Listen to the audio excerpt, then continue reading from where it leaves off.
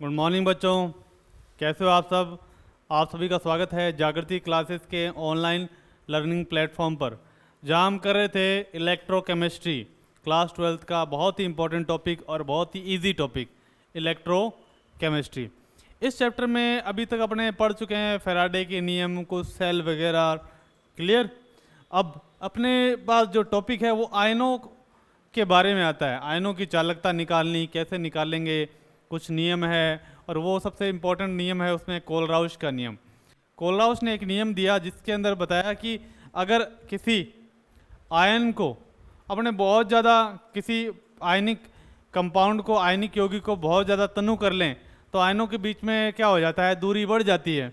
दूरी बढ़ जाती है तो वो क्या हो जाता है, अत्यंत तनु हो जाता है। उस कंडीशन में क्या होते हैं कि हर आयन स्वतंत्र हो जाता है और अपनी अलग अलग चालकता प्रदर्शित करता है। इस नियम को बोलते हैं आयनों का स्वतंत्र अभिगमन का सिद्धांत। स्वतंत्र अभिगमन का सिद्धांत।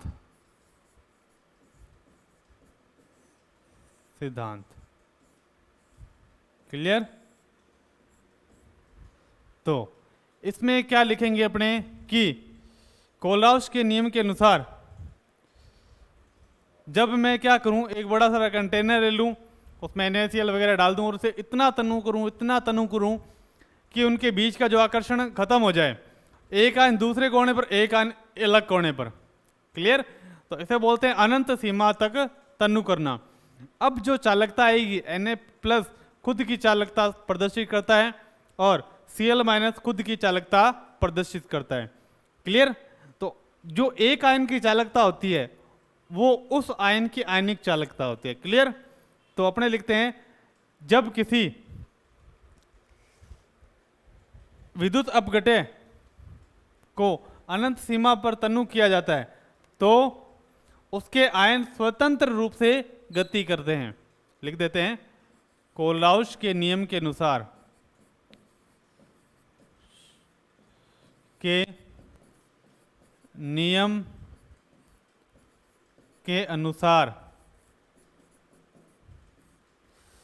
किसी विद्युत अपघट्य को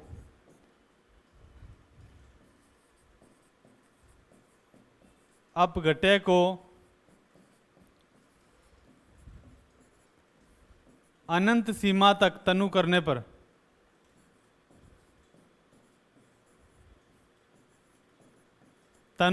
पर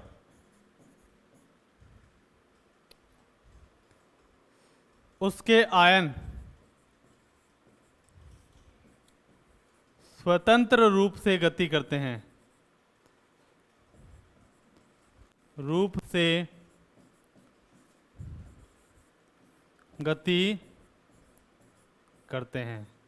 यानी अब आयन फ्री है, कैसे भी गति करें ये अपनी चालकता प्रदर्शित करते हैं। और इस समय क्या होता है, किसी एक आयन की चालकता अन्य आयनों पर निर्भर नहीं करती। क्लियर। तो इसमें लिखेंगे अपने, इस समय किसी एक आयन की चालकता अन्य आयनों पर निर्भर नहीं करती है। आयनों पर निर्भर नहीं करती है। ये छोटी छोटी बातें हैं। कोलराउश के नियम पढ़ने से पहले अपने को कुछ बेसिक बातें पता होनी चाहिए।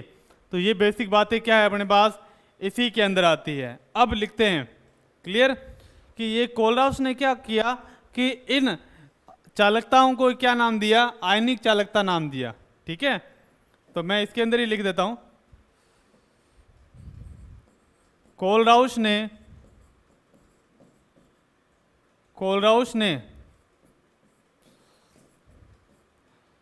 इन चालकताओं को आयनिक चालकता नाम दिया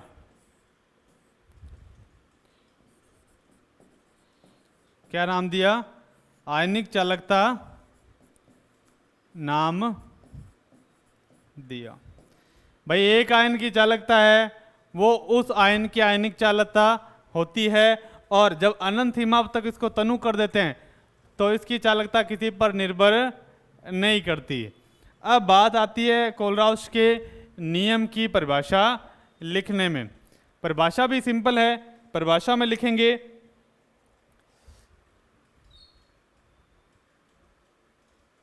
कोलराउश के नियम के अनुसार, कोलराउश के नियम के अनुसार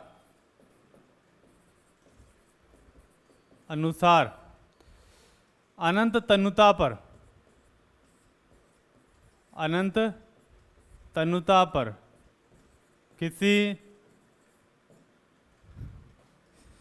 विद्युत अपघटय की चालकता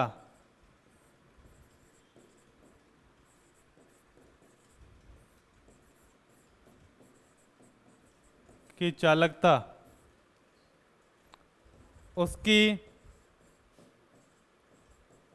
आयनिक चालकताओं का योग होती है।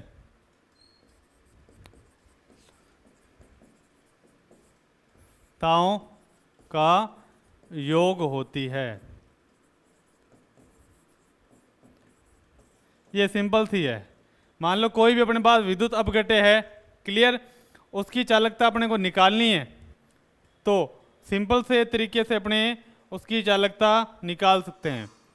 जैसे अपने को दिया Mg+2, उसकी चालकता अपने को दे दी 442, क्लियर, और नीचे अपने पास दे दिया SO4-2, और इसकी चालकता अपने पास दे रखी है 250, क्या 250, क्लियर।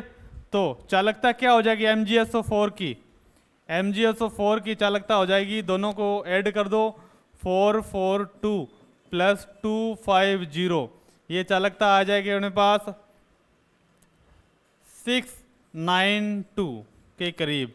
तो ये क्या होता है, जो MgSO4 की चालकता होती है Mg+2 और SO4-2 की चालकताओं के योग के बराबर होती है। क्या चालकताओं के योग के बराबर होती है, क्लियर।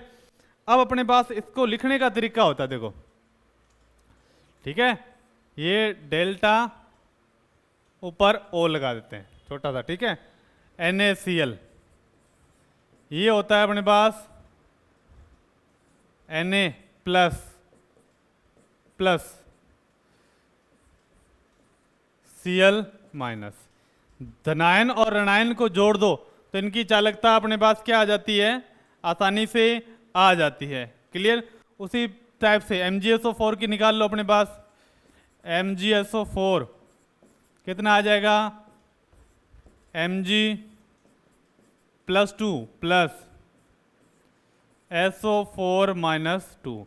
ये अपने पास सिंपल फॉर्मूले हैं आयनिक चालकता निकालने के कोलराउश के नियम के अनुसार, क्लियर। उसी टाइप से कुछ अपने पास NaCl है, ठीक है, MgSO4, MgCl2 है, तो उस टाइप से अपने क्या है चालकता किस हिसाब से निकालते हैं वो लिख लेते हैं अपने पास। MgCl2, ये याद रखना है कि ये मैं क्यों दे रहा हूँ, ठीक है, तो यहाँ पर मैंने लगाया ये।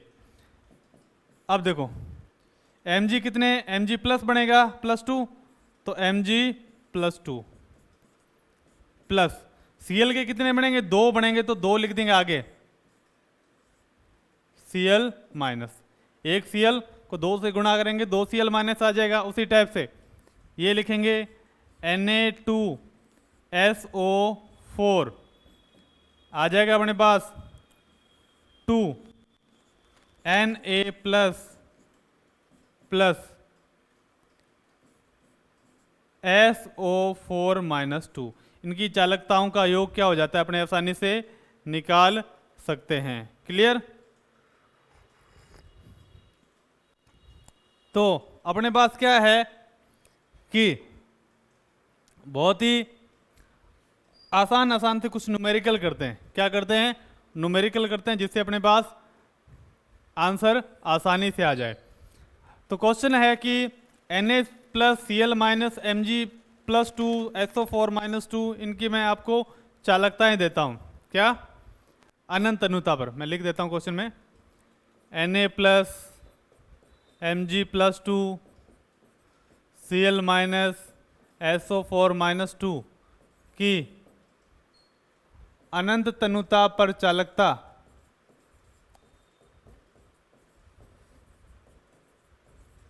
चालकता किस पर? अनंत तनुता पर चालकता कितनी दी है अपने पास? क्रमशः अपने पास कितनी है?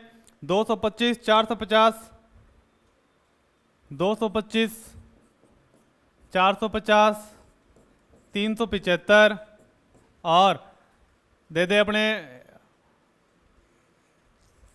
495 दे देते हैं। क्लियर? ये अपने पास चालकता है इसकी दी हुई है। ठीक है, siemens semi square mole inverse unit होती है इसकी सीमेंस सेमी स्क्वायर मोल, ठीक है, इनवर्स है। तो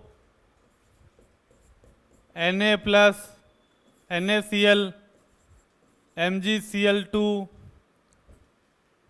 MgSO4 की चालकता ज्ञात करो।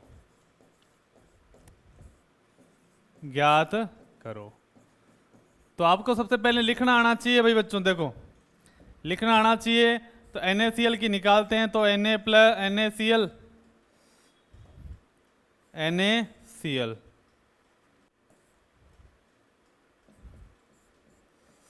Na प्लस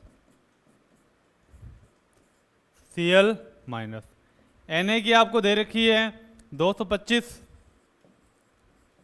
प्लस Cl की आपको कितनी दे रखी है? 375। तो दोनों को ऐड कर दो, कितना आ गया अपने पास? 600 siemens semi square mole inverse. Clear? तो ये अपने पास किसकी चालकता आ गई? NaCl की चालकता आ गई। तो बहुत आसान है। इस टाइप से आप किस किस की चालकता निकाल सकते हो? MgCl2 की भी चालकता निकाल सकते हो और MgSO4 की चालकता भी निकाल सकते हो। इससे आसान अपने पास क्वेश्चन नहीं होते। अब आपको एक मैं देता हूं क्वेश्चन कि क्वेश्चन ये है CH3COONA, ये क्या है? Sodium acetate. और अपने पास क्या है? HCl NaCl, HCl तथा NaCl की अनंत तनुता पर चालकता क्रमशः, हाँ, चालकता क्रमशः 92, 425 और 128 है। 92, 425 और 128 siemens semi square mole inverse है। तो क्वेश्चन थोड़ा घुमा के देखना, ठीक है? तो क्या करना है अपने को? तो अनंत तनुता पर एसिटिक अम्ल की चालकता ज्ञात करो। तो अनंत तनुता पर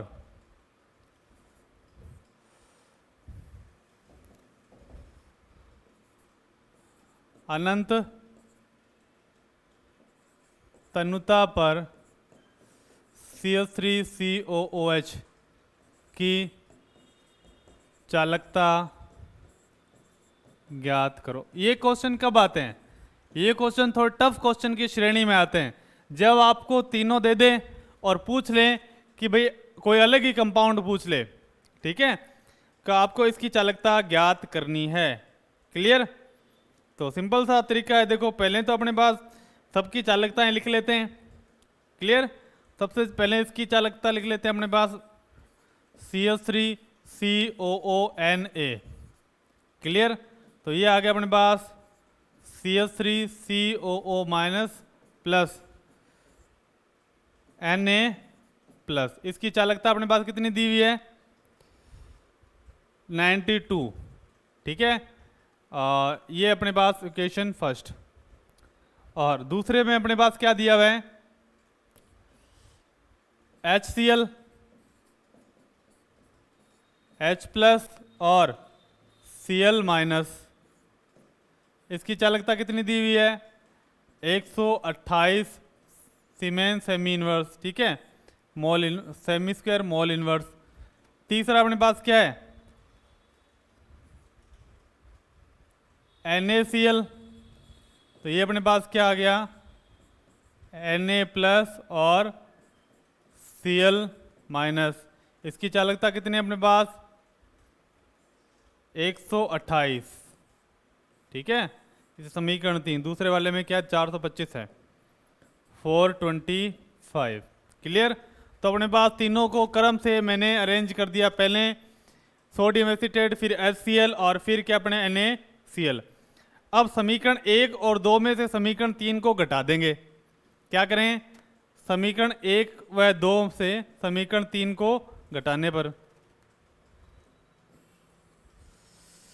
तो मैं लिख देता हूं समीकरण 1 प्लस समीकरण 2 माइनस समीकरण 3 करने पर, समीकरण 1 में क्या है 92 आया है, प्लस समीकरण 2 425 माइनस समीकरण 3 128 आ गया अपने पास। ये चीज़ अपने पास आई सीधी सीधी, क्लियर है। अब आसानी से निकालेंगे अपने पास HCl कैसे आ जाएगा, देखो बच्चों, आसान तरीका है। समीकरण 1 है, इसमें से अपने पास क्या Na प्लस चला जाएगा और इस समीकरण से क्या Na प्लस चला गया, क्लियर। और इस समीकरण से अपने पास क्या गया? Cl माइनस गया, ये Cl माइनस गया, बच्चा अपने पास क्या CH3H प्लस। जो रिमेनिंग रिजल्ट आ जाएगा अपने पास कितना आ जाएगा? जो आंसर आएगा वो किसका आंसर आ जाता है अपने पास? वो CH3COOH का आंसर आ जाता है। तो ये अपने पास हो गया, ये हो गया अपने पास 516 माइनस 128, आंसर आ जाएगा अपने पास, ये आंसर आ गया अपने पास 8 और 488 388 सॉरी 388 आ जाता है answer, siemens semi square mole inverse, clear. तो ये अपने पास क्या है बच्चों, बहुत ही आसान तरीके से अपने क्या कोलराउश का लो, कोलराउश का लो करना क्या है कि आसान तरीका है। और इसमें क्या होता है, इसके नेक्स्ट पॉइंट रह जाता है कोलराउश के नियम के अनुप्रयोग, ठीक है। ये एक पॉइंट खत्म करके अपने इसको पॉइंट को निपटाते हैं। कोलराउश के नियम के अनुप्रयोग, कोलराउश के नियम के अनुप्रयोग बहुत इजी है। तो कोलराउश का नियम क्या काम आता है? आयनिक चालकता ज्ञात करने के काम आता है। तो पहले लिखना है इस नियम का उपयोग, इस नियम का उपयोग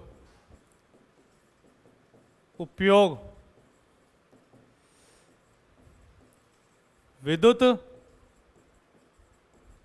अपघट्य की आयनिक चालकता ज्ञात करने के काम आता है। चालकता ज्ञात करने के काम आता है।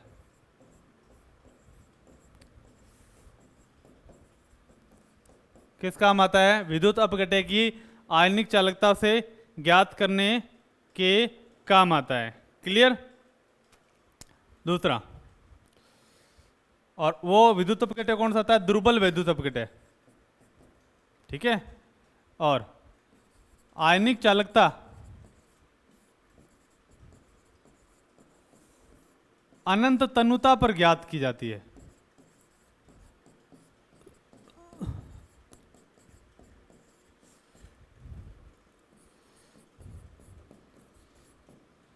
क्लियर। जो आयनिक चालकता होती है वो कहां पर ज्ञात करती है? अनंत तन्यता पर। जैसे अपने पास दे दिया एग्जांपल, ये NaCl है जो अपने को बताया था, क्या Na प्लस और Cl माइनस। क्लियर। जो सेकंड पॉइंट आता है वो है अपने पास कि किसी दुर्बल वैद्युत अपघटय कितना वियोजित हो रहा है, कितना वो घुल रहा है, उसकी मात्रा ज्ञात की जाती है इसके सहायता से। ठीक है, तो इसमें लिखें किसी दुर्बल वैद्युत अपघटय के वियोजन की मात्रा अल्फा ज्ञात करने के लिए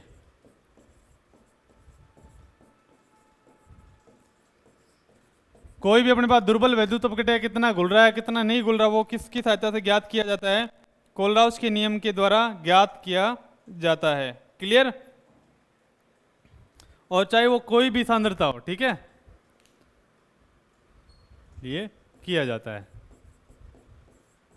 या जाता है। सिंपल बात है, और इसमें अपने को ज़्यादा घबराना नहीं है। और कोलराउस के नियम में आसान से क्वेश्चन आते हैं। कोलराउस का नियम क्या है? एक छोटा सा न्यूमेरिकल दे देगा जिसके बेस पे क्या होता है कि आपको अदर क्वेश्चन सॉल्व करने होते हैं। कल अपने पढ़ेंगे उस चालकताओं से रिलेटेड और ज़्यादा क्वेश्चन, और आज इस टॉपिक को मैंने एक इसलिए कराया है, टफ टॉपिक माना जाता है, और इसलिए आपको एक ही टॉपिक मैंने इसमें करवाया है। नेक्स्ट टॉपिक पढ़ेंगे और थोड़ा बड़ी क्लास लेंगे नेक्स्ट क्लासेस में। तब तक मिलते हैं। Thank you, bye.